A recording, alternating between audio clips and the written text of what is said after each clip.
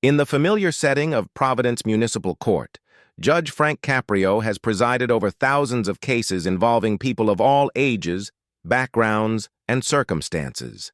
But on this crisp October morning, a defendant would appear before his bench who would challenge every assumption he had about youth, responsibility, and the power of honest self-reflection to transform both the person speaking and everyone listening.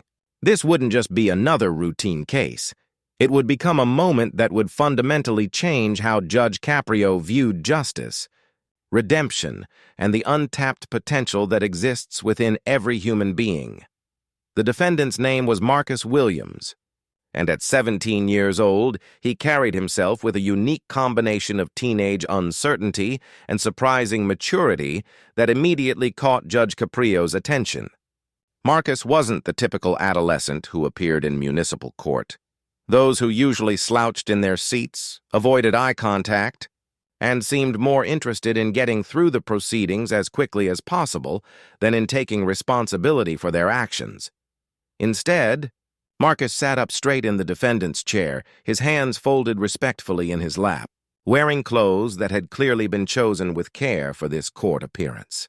His dark jeans were clean and pressed, his white button-down shirt was tucked in neatly, and his sneakers, while showing signs of wear, had been cleaned and polished for the occasion. But it was Marcus's eyes that truly set him apart. They held a depth of thought and introspection that seemed unusual for someone his age. And when he looked at Judge Caprio, it was with the direct, honest gaze of someone who had something important to say. Marcus had been cited for multiple violations over the past 6 months. 3 counts of truancy from school, 2 citations for loitering in areas where minors weren't permitted after certain hours, and 1 charge of vandalism for spray painting graffiti on a public building. On paper, the pattern looked like that of a troubled teenager heading down a destructive path. Someone who was disregarding rules, showing disrespect for authority, and making choices that would likely lead to more serious legal troubles in the future. But Judge Caprio's experienced instincts told him that there was more to Marcus Williams than what appeared in his case file. Something about the young man's demeanor, his respectful posture, and the serious expression on his face suggested that this wasn't someone who was proud of his violations or someone who was trying to minimize his responsibility for what had happened. "Good morning, Marcus," Judge Caprio said with his characteristic warmth, immediately sensing that this young defendant would benefit from being treated with dignity and respect rather than the stern lecture that many judges might have delivered to a repeat juvenile offender. "I see you're here regarding several citations you've received over the past few months. Before we discuss the specific violations, is there anything you'd like the court to know about your circumstances?" Marcus took a deep breath, clearly gathering his courage for what was about to be a difficult and deeply personal conversation. When he spoke, his voice was quiet but steady, carrying the careful cadence of someone who had spent considerable time thinking about what he wanted to say and how he wanted to say it. "Your Honor, I want to start by saying that I take full responsibility for every single violation listed in my file," Marcus began, his words immediately distinguishing him from the vast majority of teenage defendants who appeared in Judge Caprio's courtroom. "I'm not here to make excuses, to blame other people for my choices, or to minimize the fact that I broke rules that exist for good reasons. I'm here because I want to explain what was happening in my life when I made these poor decisions, and I want to tell you about what I've learned from the consequences of my actions." Judge Caprio felt his attention sharpen as Marcus spoke.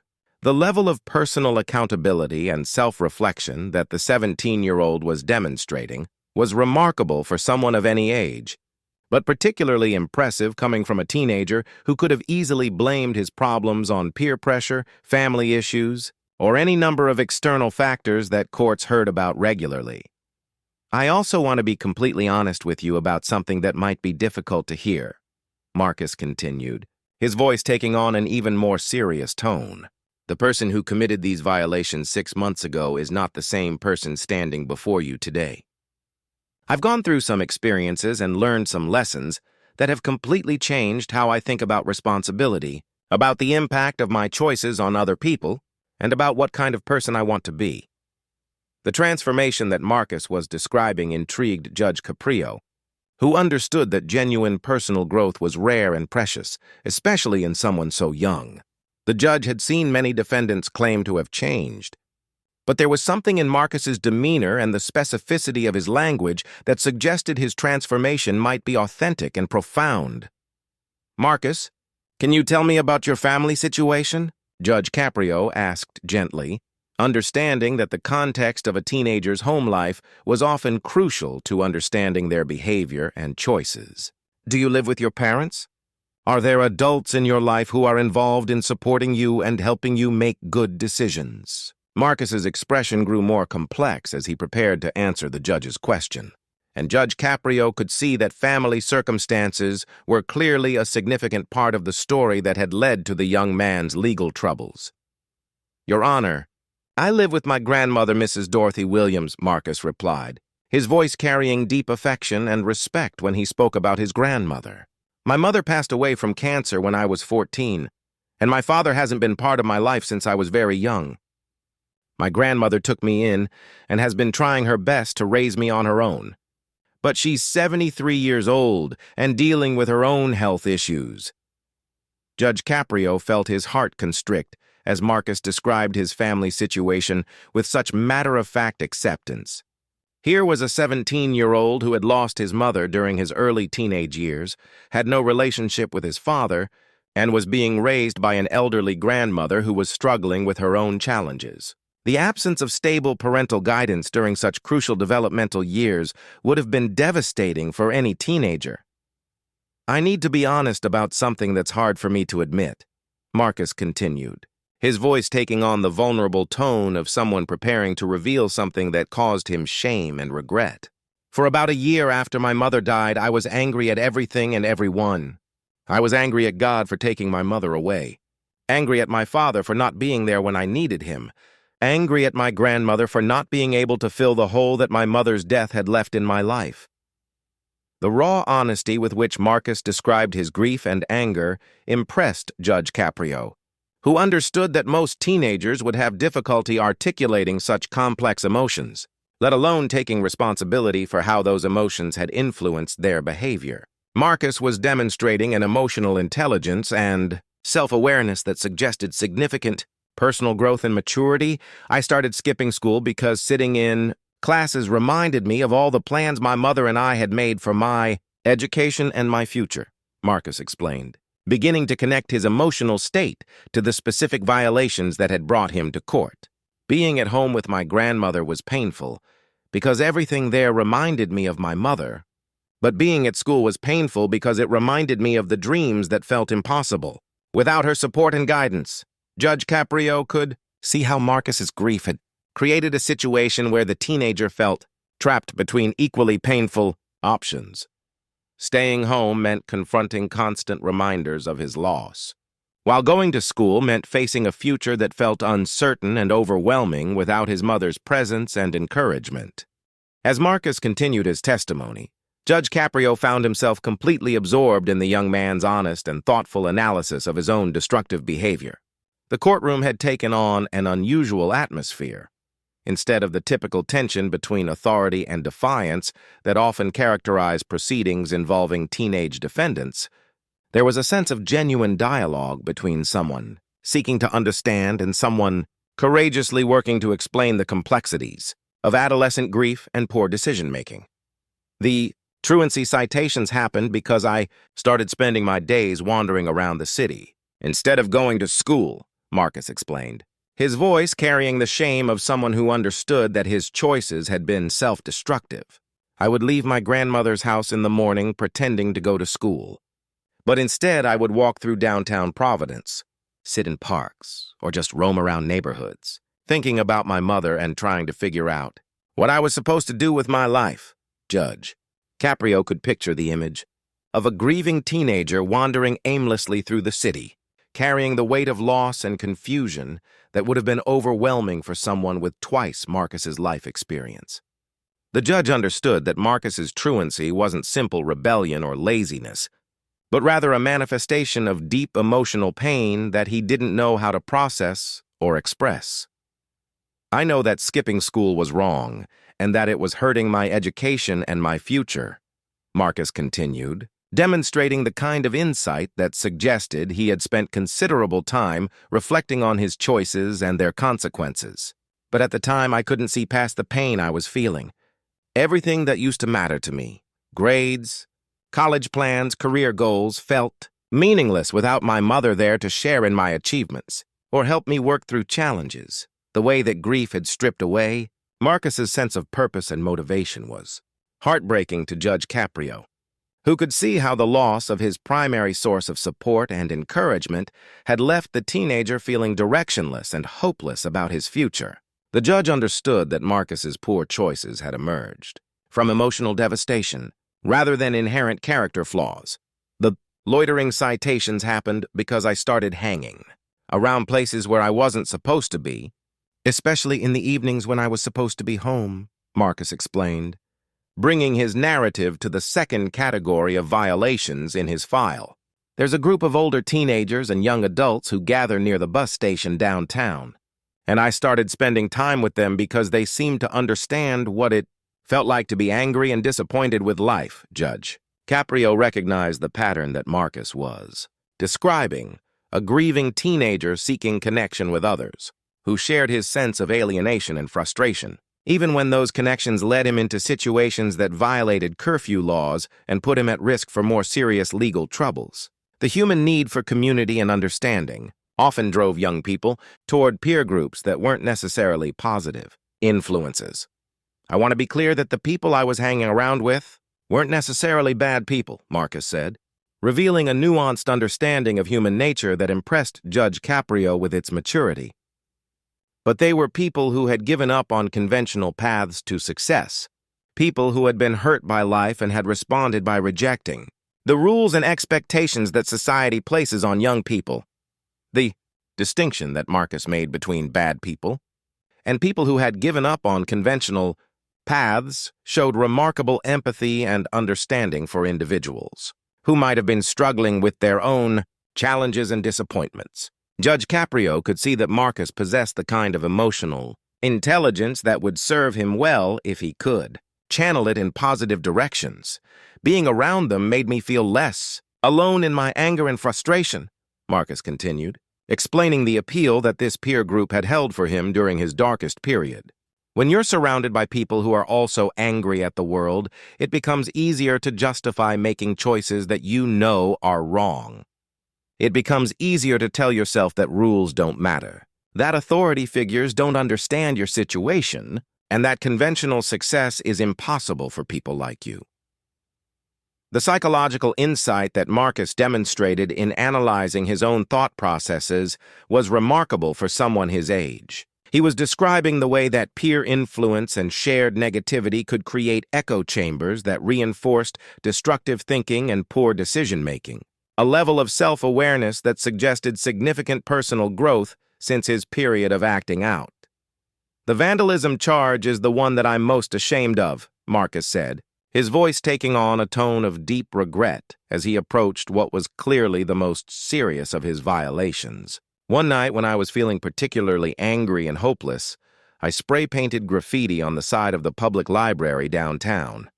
The graffiti wasn't gang-related or threatening. It was just angry words about feeling forgotten and invisible. But I know that doesn't excuse what I did, Judge. Caprio was struck by Marcus's description of his graffiti as angry words about feeling forgotten and invisible. The judge could see that the vandalism hadn't been motivated by criminal intent or desire to intimidate others, but rather by a desperate need to make his pain visible to the world, to leave some mark that acknowledged his existence and his suffering. I chose the library because it was a place that had been important to my mother and me, Marcus explained, revealing the deeper emotional significance of his choice of location. My mother used to take me there when I was younger, and we would spend hours reading together and talking about books.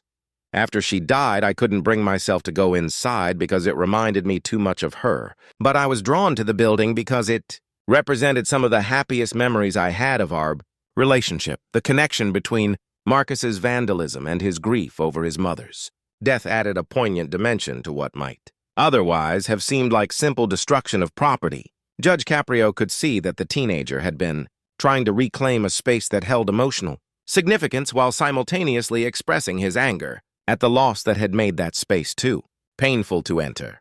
I want you to understand that I knew what I was doing was wrong even while I was doing it, Marcus said, his words revealing the internal conflict that had accompanied his destructive behavior. Part of me was hoping that I would get caught, that someone would notice that I was struggling and maybe offer help or guidance. But another part of me just wanted to hurt something the way I was hurting, to make the world a little uglier, because that's how the world felt to me at the time. The honesty with which Marcus described his motivations was extraordinary to Judge Caprio, who rarely heard such thoughtful self-analysis from defendants of any age, let alone from teenagers who were often more focused on avoiding consequences than understanding their own behavior. Marcus was demonstrating a level of emotional honesty that suggested he had done significant work to understand and address his past actions. "Your Honor, I need to tell you about the moment when everything changed for me," Marcus said, his voice taking on a different quality as he prepared to share what was clearly a pivotal experience in his life. "It happened about 4 months ago, after I had received most of these citations but before my court date was scheduled." Judge Caprio leaned forward, sensing that Marcus was about to describe the transformation that had led to the mature, thoughtful young man who now sat before him, a dramatic change from the angry, lost teenager who had been accumulating violations just months earlier. "I was sitting in the same park where I used to skip school, feeling sorry for myself and angry at the world, when I saw an elderly homeless man digging through a trash can looking for food," Marcus began, his narrative taking on the tone of someone describing a moment of profound realization. Something about seeing him, someone who had real problems, real hardship, real reasons to be angry at the world, made me suddenly see how selfish and wasteful my own anger had become. The moment of perspective that Marcus was describing represented exactly the kind of catalyst that could transform a teenager's worldview and motivate genuine change. Judge Caprio could see that Marcus had experienced a genuine epiphany about his own circumstances and choices, the kind of insight that often marked the beginning of authentic personal growth and positive change. As Marcus described his encounter with the homeless man, Judge Caprio could see that the teenager was approaching the emotional heart of his transformation story.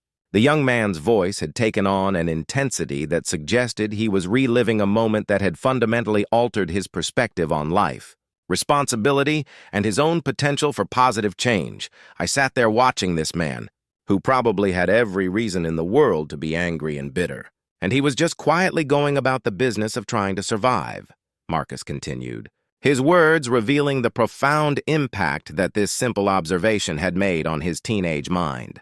He wasn't vandalizing property or breaking rules or taking his frustration out on society.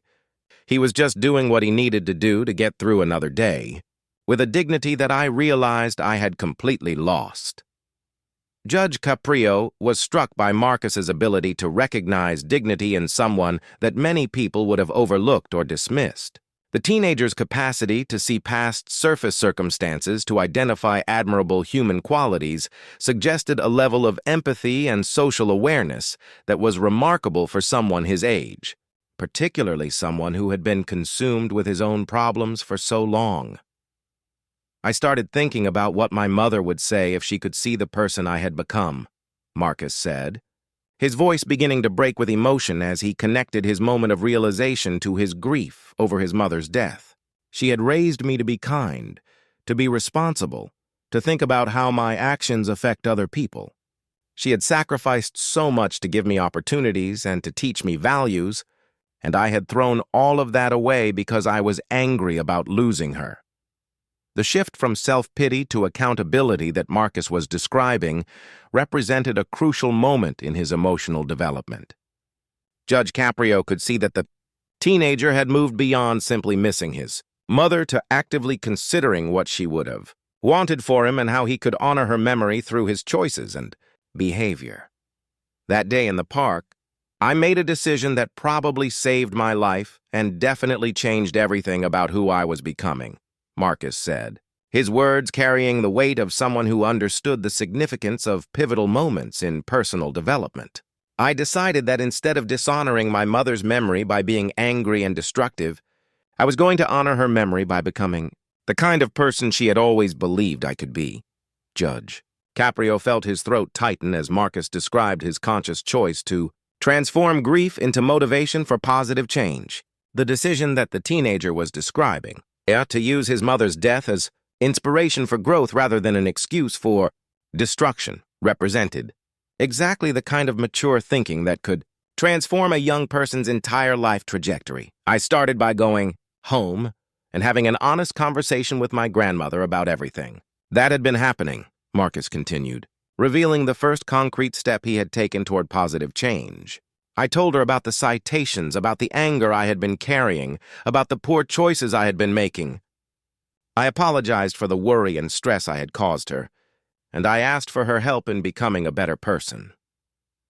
The courage required for Marcus to initiate such a difficult conversation with his grandmother was significant, particularly for a teenager who had been hiding his problems and acting out his frustrations rather than seeking help. Judge Caprio understood that this conversation had probably required Marcus to overcome significant pride and fear about disappointing one of the most important people in his life. My grandmother didn't lecture me or punish me, Marcus said, his voice filled with gratitude and affection for the woman who had stepped up to raise him after his mother's death. She just held me while I cried for the first time since my mother's funeral, and then she helped me figure out a plan for making things right and getting my life back on track. The response that Marcus described from his grandmother revealed the kind of unconditional love and practical support that could make all the difference in a teenager's ability to recover from poor choices and emotional trauma. Judge Caprio could see that Marcus had been blessed with a family member who understood the difference between accountability and punishment, between consequences and rejection. The first thing we did was contact my school to discuss my truancy and to develop a plan for catching up on the work I had missed, Marcus explained, detailing the practical steps he had taken to address his educational problems. The guidance counselor was incredibly understanding and helped me connect with teachers who were willing to work with me to make up assignments and get back on track with my graduation requirements. Judge Caprio was impressed by Marcus's proactive approach to addressing his academic problems. Rather than waiting for the school system to impose consequences or simply accepting that he had fallen too far behind to recover, the teenager had taken initiative to seek help and create solutions that would allow him to continue his education. I also started seeing a grief counselor that my grandmother found through our church, Marcus continued, revealing another crucial element of his recovery process. I had been carrying my sadness and anger alone for so long that I didn't realize how much it was affecting every aspect of my life. Talking to someone who understood grief and loss helped me learn healthier ways to process my emotions. The decision to seek professional help for his grief demonstrated remarkable maturity and self-awareness on Marcus's part. Judge Caprio understood that many teenagers, particularly males, would resist counseling due to stigma or pride, but Marcus had recognized that he needed support to work through the complex emotions surrounding his mother's death. But the most important change I made was deciding to find ways to honor my mother's memory through service to other people, Marcus said, his voice taking on the passionate tone of someone who had discovered a sense of purpose that gave meaning to his experiences. My mother had always been someone who helped others, who volunteered in our community, who taught me that we have a responsibility to make the world a little better than we found it. The connection that Marcus had made between honoring his mother's values and finding his own sense of purpose was profound. Judge Caprio could see that the teenager had transformed his grief from a source of destruction into a motivation for positive action that would benefit both himself and his community. I started volunteering at the same homeless shelter, where the man I had seen in the park sometimes stayed, Marcus explained, revealing how his moment of realization had led to concrete action. I wanted to understand what it really meant to face hardship with dignity, and I wanted to find ways to help people who were dealing with challenges that made my own problems seem manageable. The decision to volunteer at a homeless shelter demonstrated both Marcus's commitment to personal growth and his understanding that serving others could be therapeutic for his own emotional healing. Judge Caprio was impressed by the teenager's insight that helping others often helps us process our own difficulties and gain perspective on our circumstances. Working at the shelter taught me things about resilience, about community, about the importance of not judging people based on their circumstances, Marcus continued, his words revealing the valuable lessons he had learned through service to others. I met people who had lost everything but still maintained hope. People who had made terrible mistakes but were working every day to rebuild their lives. People who had every reason to give up but who kept fighting for better futures. The education that Marcus was describing, learning about human resilience and the complexity of individual circumstances, was far more valuable than anything he could have learned in a traditional classroom setting. Judge Caprio could see that the teenager's volunteer work had provided him with real-world wisdom about compassion, perseverance, and the potential for redemption that existed in every human being. Your Honor, I need to tell you about something specific that happened at the shelter that really changed how I think about second chances and redemption, Marcus said, preparing to share what was clearly another pivotal moment in his journey toward maturity and responsibility. Judge Caprio could sense that Marcus was approaching the emotional climax of his testimony, and the teenager's careful preparation suggested that whatever he was about to share held particular significance in his journey from angry, destructive behavior to the thoughtful, responsible young man who now sat before the court. The atmosphere in the courtroom had become almost sacred. As everyone present understood, they were witnessing something profound and authentic. At the homeless shelter, I met a man named Robert who had been living on the streets for almost 2 years, Marcus began, his voice taking on the respectful tone that people use when speaking about someone who has had a significant impact on their lives. Robert was probably in his 50s, and when I first met him, I made a lot of assumptions about why he was homeless. I thought he must have made bad choices, maybe had problems with drugs or alcohol, maybe was someone who just couldn't handle the responsibilities of normal life. Judge Caprio recognized the honest admission of prejudice that Marcus was making, and he was impressed by the teenager's willingness to acknowledge his own biases and misconceptions. The ability to examine and challenge one's own assumptions was a sign of intellectual and emotional maturity that many adults never developed.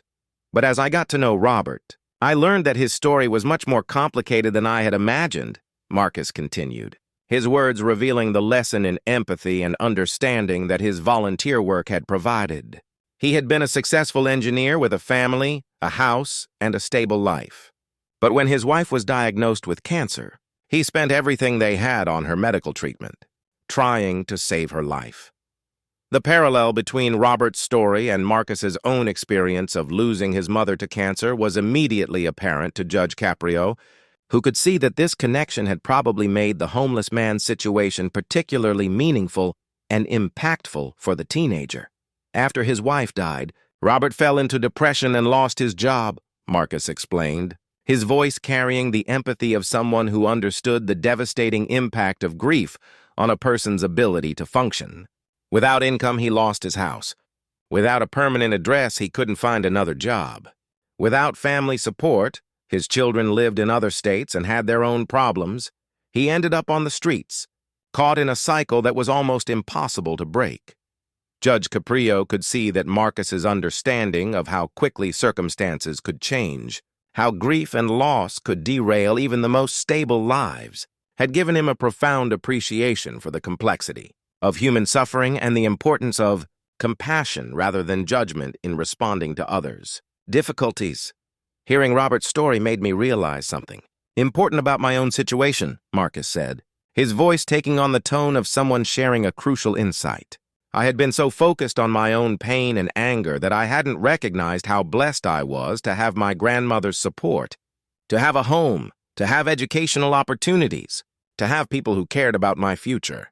I had been wasting advantages that Robert would have given. Anything to have the perspective that Marcus had gained through his volunteer work represented exactly the kind of growth that could transform a teenager's worldview and motivate lasting positive change. Judge Caprio was moved by the young man's ability to see his own circumstances clearly and to feel gratitude rather than self-pity when comparing his situation to others who faced greater challenges.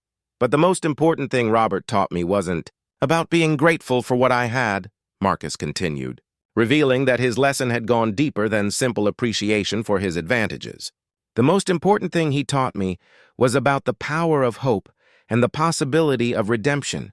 Even when everything seems lost, Judge Caprio leaned forward, sensing that Marcus was about to share the core insight that had motivated his transformation, and that would explain the remarkable maturity and wisdom he was demonstrating in his court. Testimony. Robert told me that every day he made a choice, Marcus said, his words carrying the weight of wisdom that had clearly resonated deeply with him. He could choose to let his circumstances define him, to accept that his life was over and that he would never recover from his losses. Or he could choose to believe that tomorrow might bring an opportunity for change, that his current situation wasn't permanent, and that he still had value to offer the world.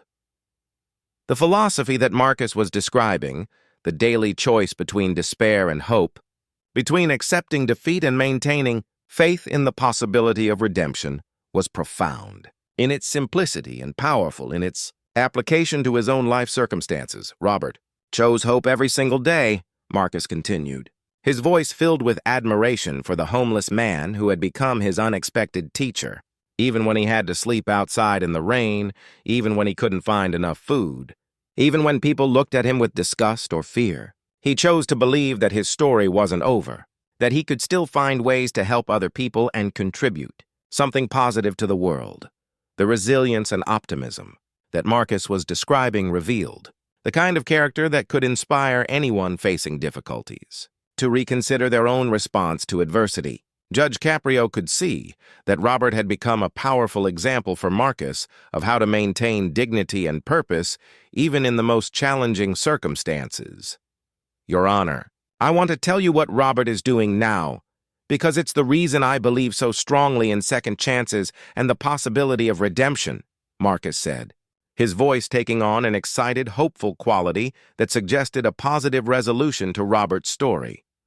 Judge Caprio nodded encouragingly, understanding that Marcus was building toward a point that would tie together all the lessons he had learned and all the growth he had experienced since his period of destructive behavior. 3 months ago, Robert got connected with a program that helps homeless veterans find housing and employment, Marcus explained, his words revealing that his friend's situation had indeed improved dramatically. It turned out that Robert had served in the military before becoming an engineer, and there were resources available to help him that he hadn't known about or hadn't been able to access while he was living on the streets. The discovery that Robert was a veteran added another layer of significance to his story, highlighting the way that even people who had served their country could find themselves in desperate circumstances due to circumstances beyond their control.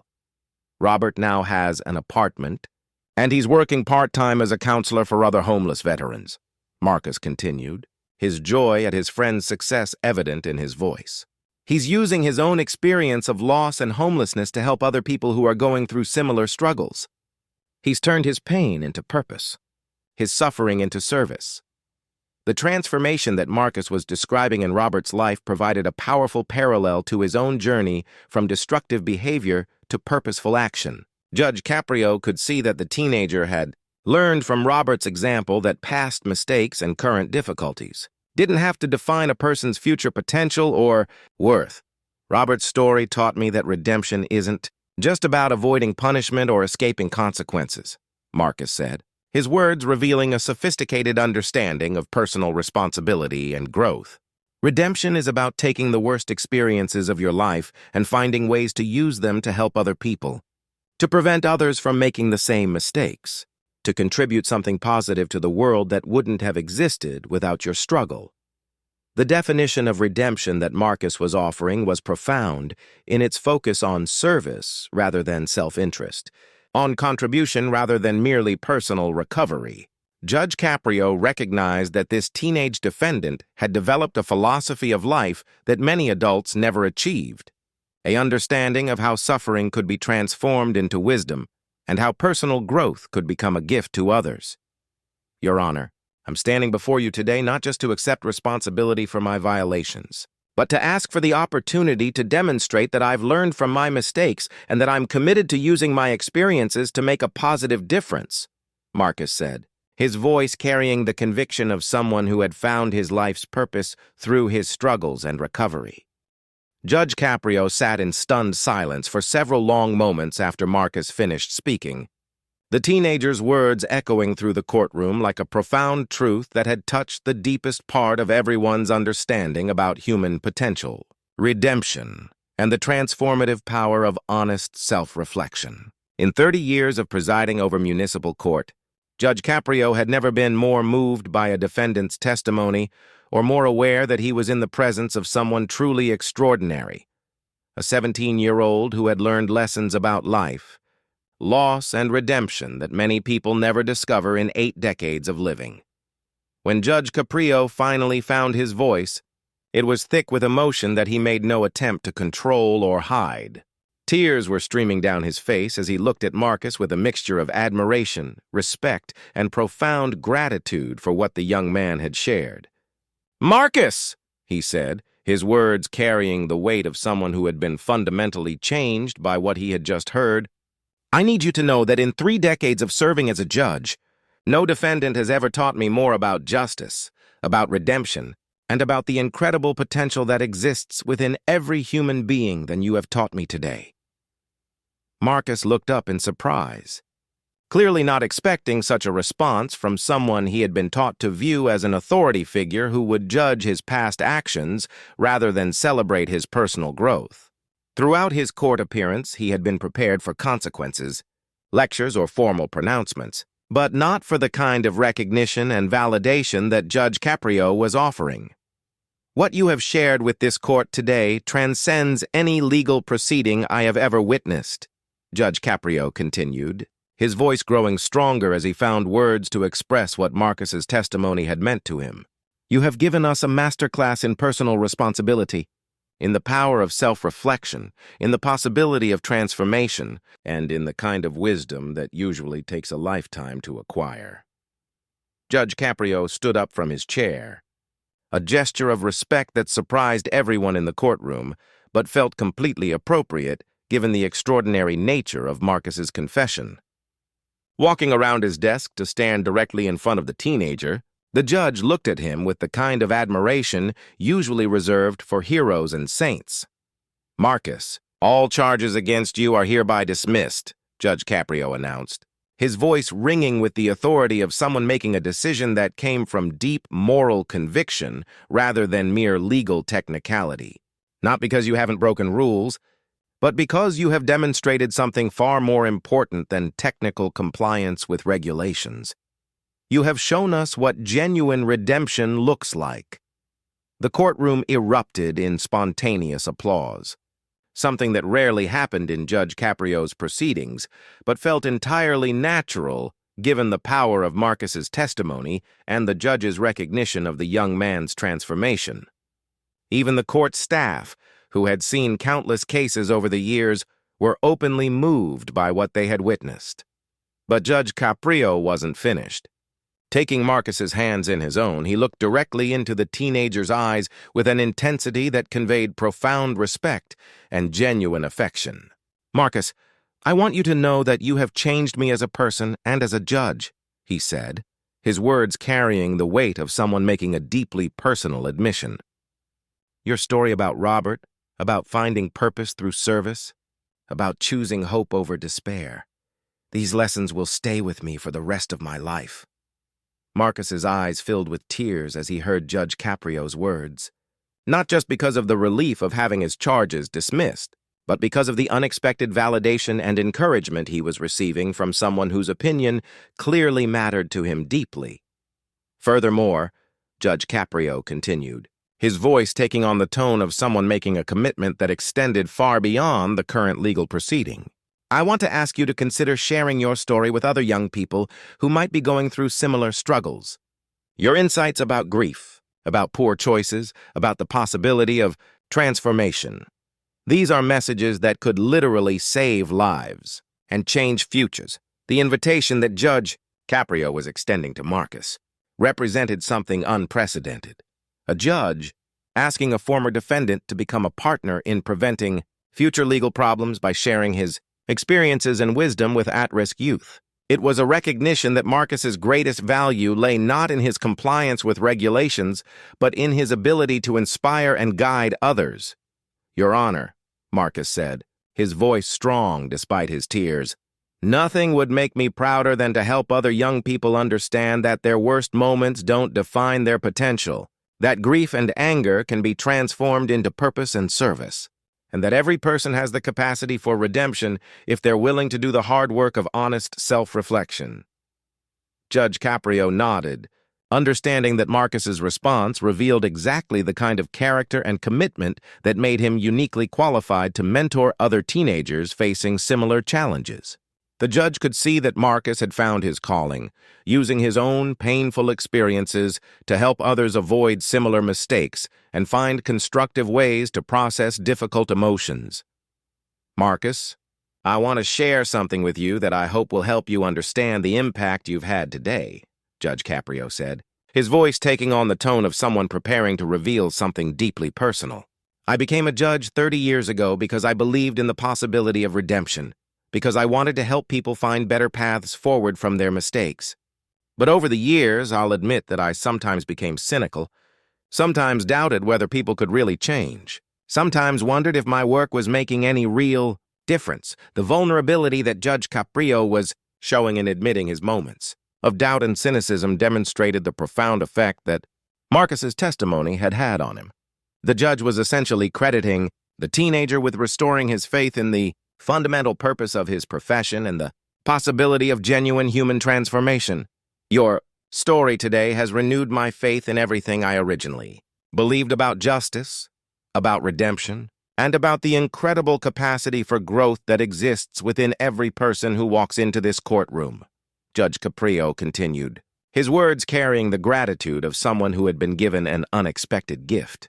"You have reminded me that my role isn't just to punish mistakes, but to recognize growth, to celebrate transformation, and to support people who are working to become better versions of themselves." Judge Caprio reached into his desk and pulled out a business card, writing something on the back before handing it to Marcus. "This has my direct contact information," he said, his voice carrying the warmth of someone extending a personal relationship beyond the formal bounds of their professional interaction. "I want you to call me in 6 months to tell me about the young people you've helped and the lives you've changed through your story." The gesture was extraordinary in its personal nature and its recognition that Marcus's story deserved to be continued and celebrated, rather than simply concluded with the dismissal of his charges. Judge Caprio was essentially adopting this remarkable teenager as someone he wanted to follow and support throughout his continued journey of service and growth. "But more than that," Judge Caprio continued, his voice taking on the tone of someone making a promise that came from the deepest part of his heart, "I want you to know that whenever you doubt yourself, whenever you face new challenges, whenever you need someone to remind you of the incredible person you've become, I want you to remember this moment and know that you have someone in your corner who believes in your potential and is proud to call you a friend." As Marcus prepared to leave the courtroom that day, he turned back one final time to address Judge Caprio and everyone present. "Your Honor, I came here today expecting to face consequences for my poor choices, and instead I've been given the greatest gift imaginable, the recognition that my struggles can have meaning if I use them to help others. I promise you that I will spend the rest of my life proving worthy of the faith you've shown in me today." The courtroom remained silent as Marcus walked toward the exit, his posture reflecting the confidence and purpose that comes from knowing one's life has meaning and direction. Everyone present understood they had witnessed something extraordinary, not just a legal proceeding, but a profound moment of human connection that had transformed both the teenager seeking redemption and the judge who had recognized his potential.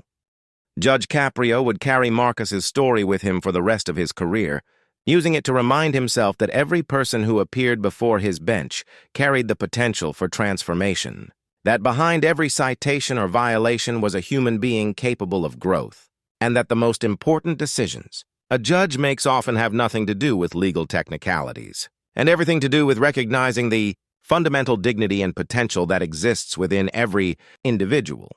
Marcus's honest confession had indeed changed Judge Caprio's life forever.